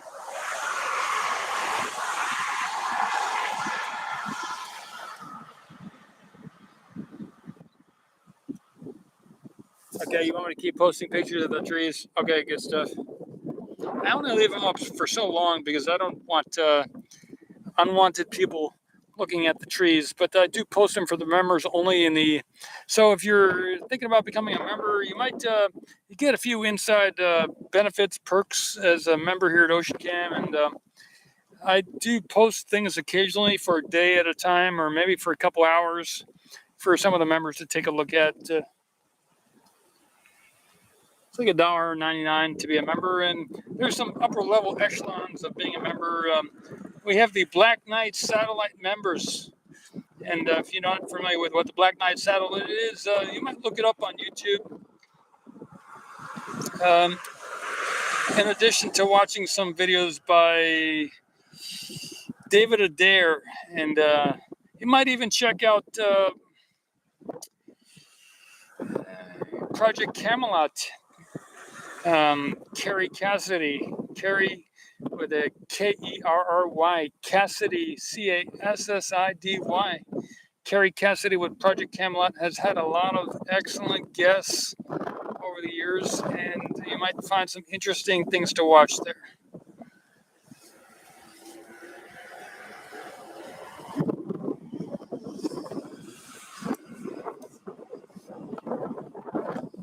I myself have been a guest on the Kerry Cassidy Project Camelot show a couple of years ago. Oh, we have some venting from that stack there in the center.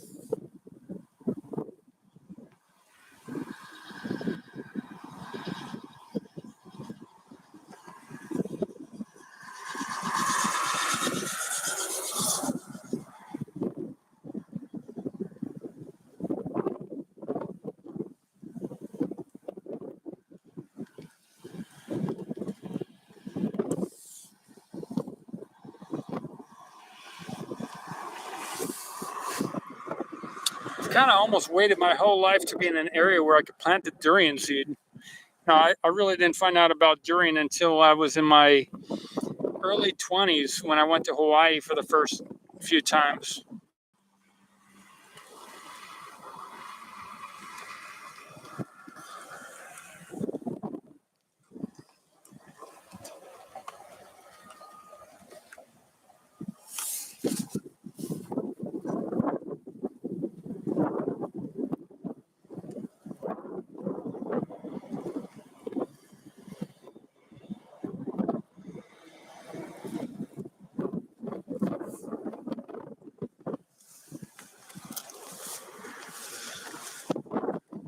One of those big black trucks just showed up here.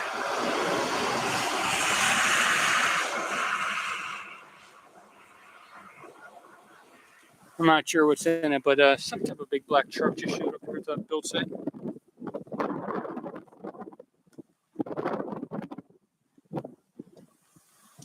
Okay, we've got some venting from the methane tank farm area there too.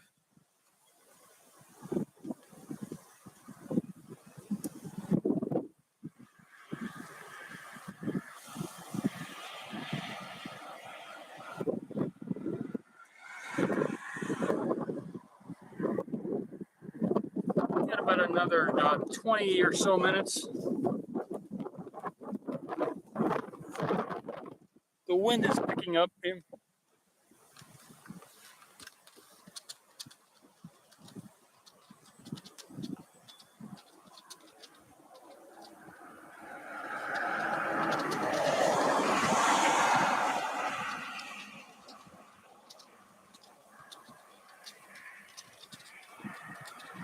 If there's something you'd like to see more of on this channel, let me know. Send me a message. Send me an email, whatever, however you like to contact me. Paul Mamakos.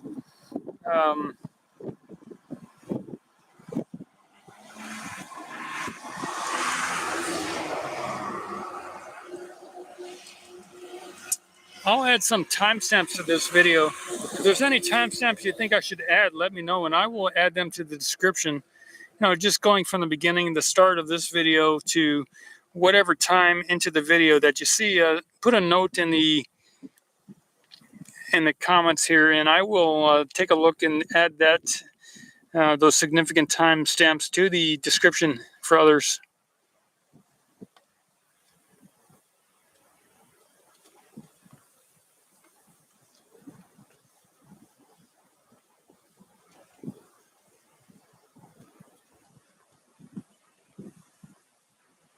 Currently 7:17 p.m. here Central Time, August 8th, 2022. 8/8/2022.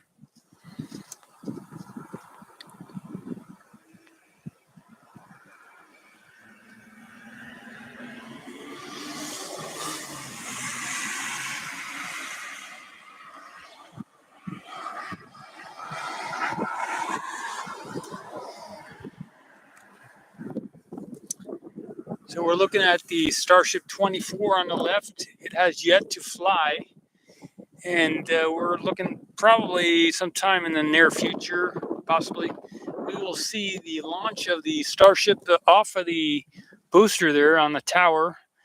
If all the tests go good, they will launch that Starship off of the booster there, and we will possibly see that land over there in Hawaii, and we will see the booster possibly come back to the tower here and get picked out of the air with those chopsticks. From the right side, the booster would come down toward the tower, hover, move toward the tower, and be caught.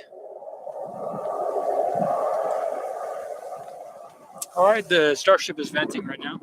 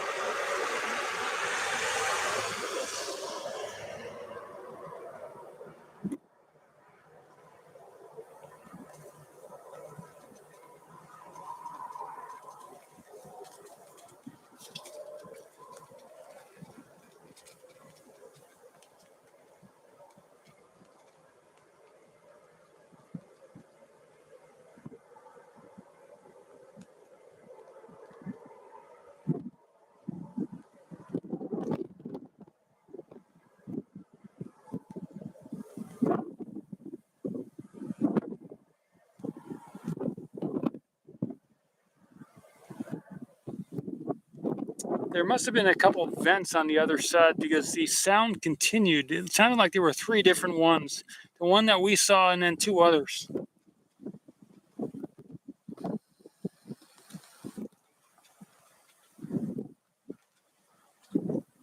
That's a nice view right there.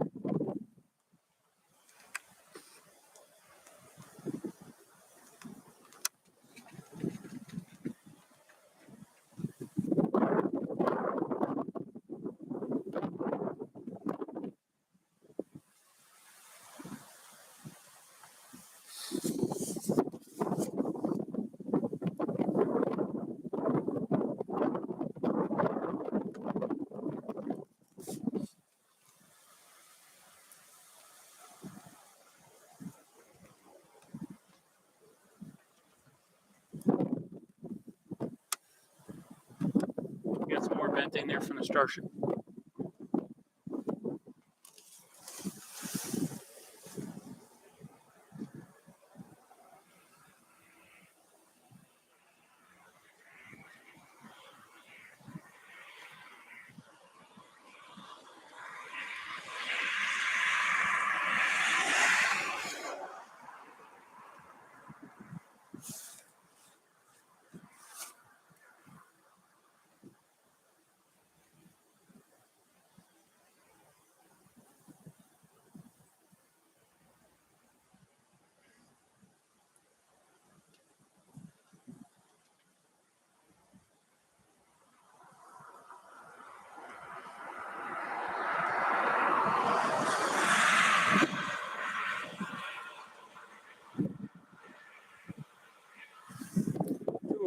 Last 7 minutes countdown here.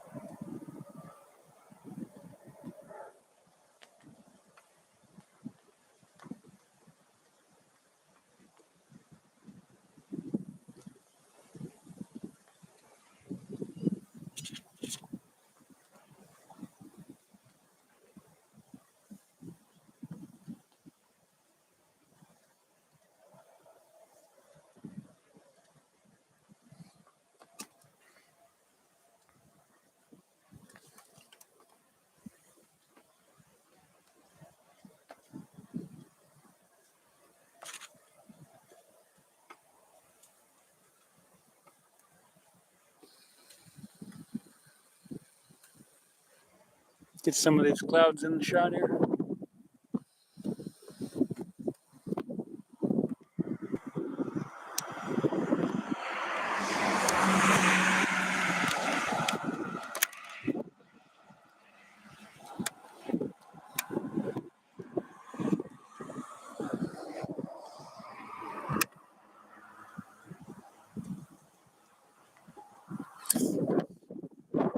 These clouds started moving in yesterday, so we may get some more rain this week, but we really haven't gotten much.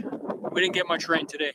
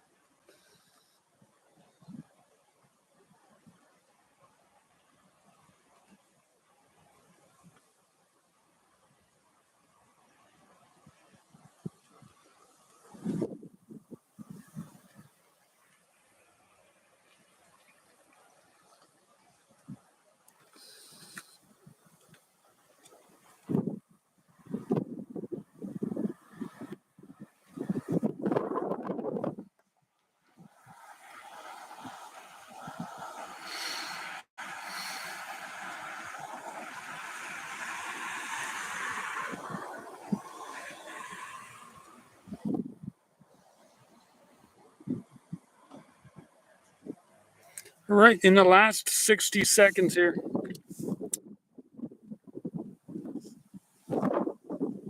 So the summary was, I'll do a little summary. There was some frost on the Starship, like a ring around toward the base of the Starship there. There was a lot of venting. They did apparently some type of simultaneous testing, and you can check out the rest of the details in the description here. I will update them as more people tell me about what happened and get some particular wording in there. Maybe some spin tests and stuff like that. This is a good part of the day. Today was this test, and I kind of got here toward the end of the day. So for sure, if you have more information, leave it here in the stream, and I will continue to update the description as time goes on. Looking at the Starship 24 on the left and booster 7.1 on the orbital launch platform. Possibly we'll see the static fire of one or both of these items, as well as a stacking of the Starship on the booster, and then an eventual launch of the booster Starship combo to Hawaii and the Gulf of Mexico off the coast here possibly a return of the booster to the launch pad here as well. So we're watching the amazing development of the commercial sector here in the United States of America. And first of its kind, large ship to be launched in the commercial sector. Most likely in the defense sector and space sector, they've outshined this by it's said that in the defense sector they have mile-long ships out there around Saturn, and other planets and stars out there have these mile-long ships that are in the military defense sector. So what we have here in the public sector is much outshined by the defense sector, but that is the above top secret and unacknowledged special access projects, of which neither you or I have any access to in the public sector. So we're looking at the greatest of the greatest here in the public sector with this rocket ship here by the Elon Musk and Team SpaceX. Team SpaceX going out of this world with this rocket and changing the story of us here on the Earth, of humanity, and possibly making us multi-planetary. Signing off from SpaceX Starbase build site 2 miles away from the launch site down that way that we're looking at right now. Take care. See ya. Wish you the best. Hope you had a good time. And I'll talk with you later. Paul Makos with Ocean Camera Space Corp, where the goal is to film the video of the oceans on the moons and planets throughout our solar system.